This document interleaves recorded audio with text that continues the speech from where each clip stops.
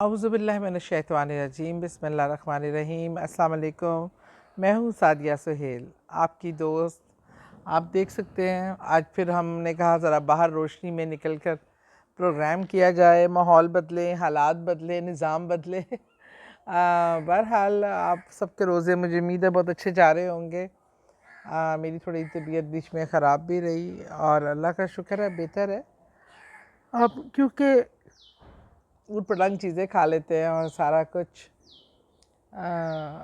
غالب کا ایک بڑا زبردست شعر ہے، میں اس دن ایسے ہی آپ کبھی کبھی کوئی خاص آپ کی زبان پہ چڑھ جاتا ہے کہ تنگ دستی اگر نہ ہو تو غالب، تندرستی ہزار نعمت ہے۔ جب میں بیمار ہوتی ہوں نا تو یہ شعر بڑا یاد آتا ہے کہ واقعی تندرستی اتنی بڑی نعمت ہے اللہ کی، اتنی بڑی اللہ کی نعمت ہے کہ جس کا شکر جتنا ادا کیا جائے کم ہے۔ ہمارے پاس جب کوئی چیز ہوتی ہے تو ہم اس کو ویسے اس کی قدر نہیں کرتے، لیکن جب ہم وہ چیز کھو دیتے ہیں تو پھر ہمیں اس کا بڑا شدت سے احساس ہوتا ہے۔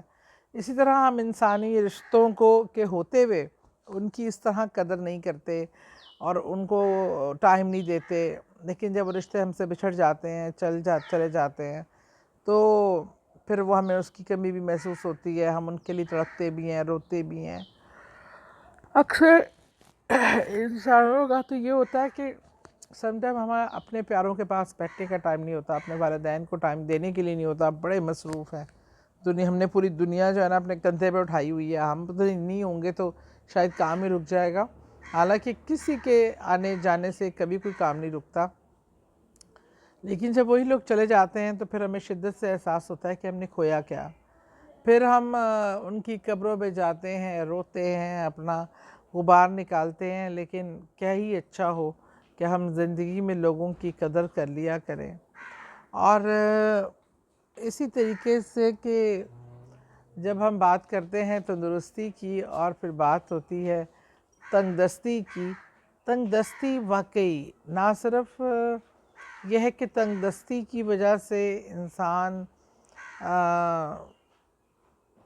ایک کمپلیکسز میں مبتلا رہتا ہے، اور تنگ دستی سے تنگ آ کے کئی نوجوان، کئی لوگ جو ہے وہ اپنے لیے برائی کا راستہ بھی اختیار کر لیتے ہیں، چوری ڈاکوں پہ آ جاتے ہیں۔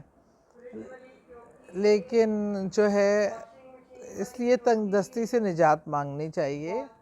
اللہ تعالیٰ جو ہے ہم سب کو تنگ دستی سے بچائے۔ یہ پیچھے آپ کو آوازیں آ رہی ہوں گی، بیک گراؤنڈ میوزک ہے، سمجھ لیں کوے کی آواز آ رہی ہے، کوئی ریڈیو والا جا رہا ہے، کوئی اس کے لیے جا رہا ہے، یہ ہے نیچر۔ اچھا جی، آج جو وظیفہ ہے وہ اسی چیز کو پیش نظر رکھ کے کہا گیا ہے کہ یہ وظیفہ وہ وظیفہ ہے جو صحابہ اکرام نے بھی کیا، اور جس کو کرنے کے بعد ان کی مال و متاع میں بے انتہا اضافہ ہوا۔ یہ اللہ کا ذکر ہے، ہم نے اللہ ہی سے مانگنا ہوتا ہے، اور اللہ سے جب ہم فرمائش کرتے ہیں اور اللہ ہماری وہ فرمائش پوری کر لے تو پھر سارے دکھ دلدر دور ہو جاتے ہیں۔ تنگ دستی اللہ کی طرف سے آتی ہے اور اس کے لیے، اس سے نجات کے لیے اللہ ہی سے دعا مانگنی ہے، اللہ ہی کے دربار میں گریہ وزاری کرنی ہے، تاکہ اللہ تعالیٰ ہمیں اس ماحول سے، اس تنگ دستی سے، اس حالات کے اس چکے سے نکالے۔ اور تندرستی بھی کیونکہ کیا گیا ہے کہ وہ بھی مطلوب اور مقصود ہوتی ہے تنگ دستی۔ آپ کے پاس جب پورا کھانا ہی نہیں ہوگا، بچے جو سٹنٹنگ جنریشن پیدا ہو رہی ہے، اس کی وجہ یہ ہے کہ نہ بچوں کو خوراک پوری مل رہی ہے، نہ لوگوں کو خوراک، نہ انوائرمنٹ صاف، نہ گھر پاک بار صاف، اتنے محدود پیسوں میں کیا کیا کر سکتا ہے۔ اس لیے دعا اور کوشش ضرور کرنی چاہیے، اللہ کی طرف جو چیز آئے اسے قبول کرے، لیکن کوشش کبھی ترک نہ کریں۔ اس لیے رزق کو بڑھانے کے لیے بہت ہی خوبصورت وظیفہ جو صحابیوں کا وظیفہ ہے وہ آپ سے شیئر کر رہی ہوں۔ یہ آپ نے کسی بھی دن کے کسی بھی پہر، کسی بھی نماز کے بعد آپ اول و آخر درود پڑھ کر آپ نے 70 بار آپ نے یہ دعا پڑھنی ہے۔ میں آپ کو پڑھ کے بتا دیتی ہوں، اسکرین پہ لکھی بھی آئے گی۔ وَلِلَّهُ الْغَنِيُّ وَأَنْتُمُ الْفُقَرَاءُ۔